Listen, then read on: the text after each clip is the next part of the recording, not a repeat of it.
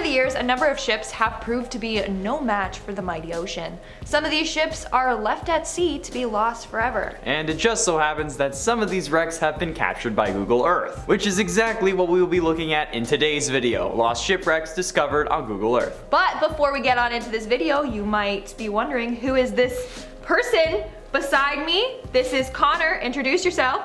I'm Connor. I'm from Top 10 Gaming and Minecraft Nightmare. You should go check out those channels. Go check out the channels. We'll leave them linked below. Go visit Connor and say hello. I'm dressed casually today. He is very casual with his tiny little duckies. Starting off this countdown, we have the Half Moon Schooner yacht. This was a German racing yacht that was built in 1908, Germany. The yacht was built as a wedding present for Count Gustav von Buglen und Haubach. Yeah, that was his full name. What a mouthful. Anyways, the yacht was eventually seized by the British during World War II and resold to become a US cabaret boat during the Prohibition era. In fact, its original name was the Germania, but when it resold, it got named the Half Moon. But the yacht ended up sinking during a terrible storm in 1930. Now it lies at the bottom of the ocean near Key Biscayne, Florida. In fact, now it's a popular dive spot for snorkelers and divers. In at 9, the SS Maheno.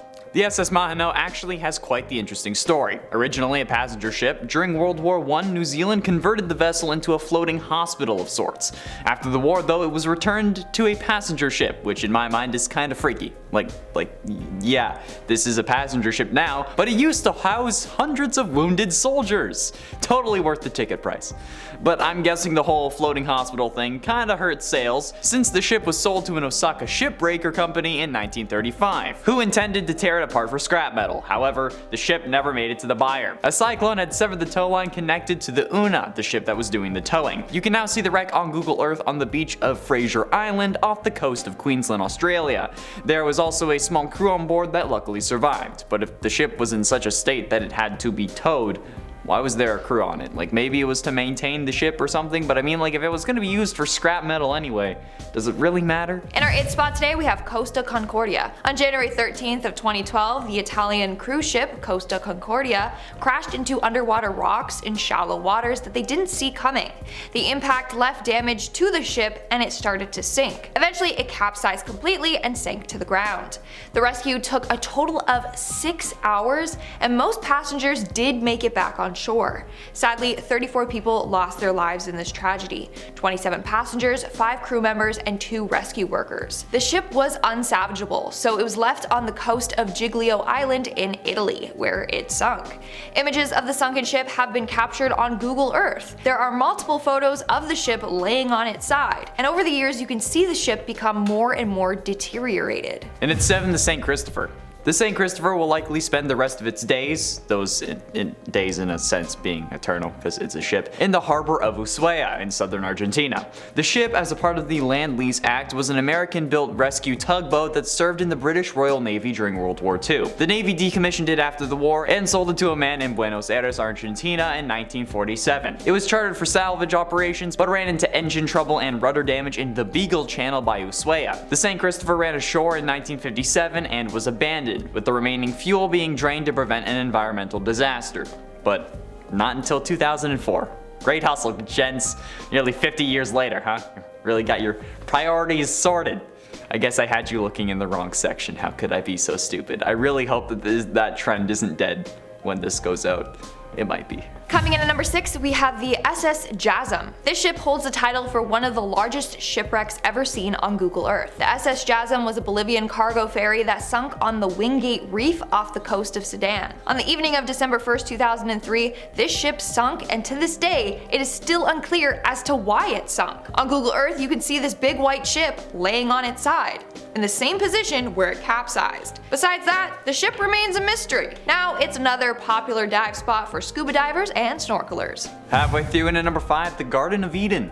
Now, I'm not a religious man per se, but I know the stories. The Garden of Eden was meant to be a utopia. Adam was placed here and told that he could eat from any tree aside from the tree of life and the tree of knowledge. They end up eating from the tree anyway and then are cast out of the garden. Well, in layman's terms at least. But there are many theories or ideas as to where this garden was on Earth. Some think that it wasn't on Earth, but multiple renditions place it in Iraq. One of them specifically claiming Basra as the location of the garden, which only makes this giant vessel off the coast even more intriguing. In the northwest section of Arvind Rood, you can see a capsized ship roughly 150 meters long and just over 50 meters offshore. And apparently this isn't the only shipwreck in Arvind Rood either, just the only one that you can see, particularly from Google Earth. Coming in at number 4, we have the SS Francisco Morazan. On November 27th of 1960, the SS Francisco Morazan left Chicago and headed out towards Holland. They had 940 tons of cargo aboard the ship. However, they never made it to their destination. By day 2 of traveling, they ran into a wild snowstorm. The wind speed was going 40 miles per hour, and as a result, water was being swept aboard the ship. Not only that, but they couldn't see anything. They were blinded by the snow and heavy fog. With their vision being impaired, they accidentally sailed their ship right into shallow water, trapping them by South Manitou Island. Now, the crew ended up abandoning the ship and it was just left there. The ship's owner never came forward and claimed it, so it was literally left there to rot. You can still see it today, just chilling in Lake Michigan. Getting close to the end, and in number 3, Skeleton Coast. Skeleton Coast sits just north of Lüderitz in Namibia, and was named thanks to the countless whale and sea bones that had once littered the shore, thanks to its whaling history.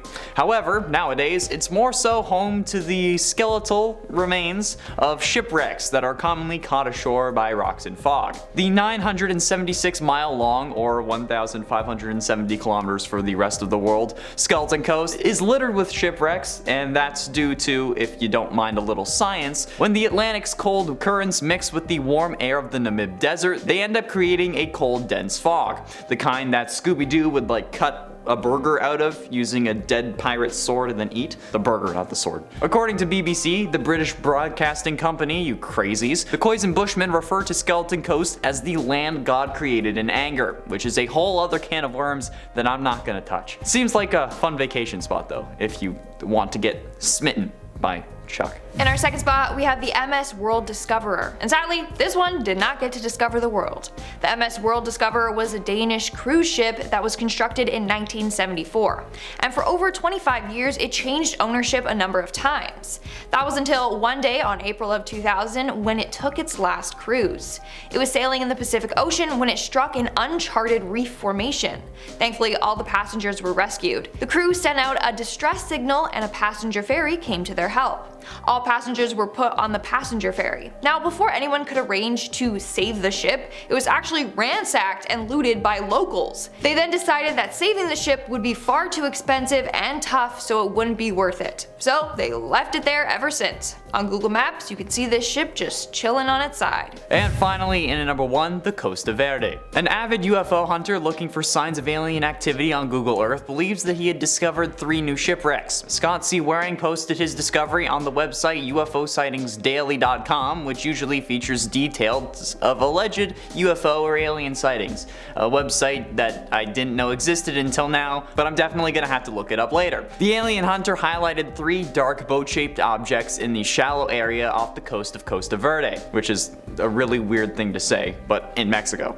He posted on May 4th, 2017, quote, "You know me, always searching for the hidden mysteries of life. Well, today I stumbled upon something that's not a UFO, but is still absolutely amazing due to its size.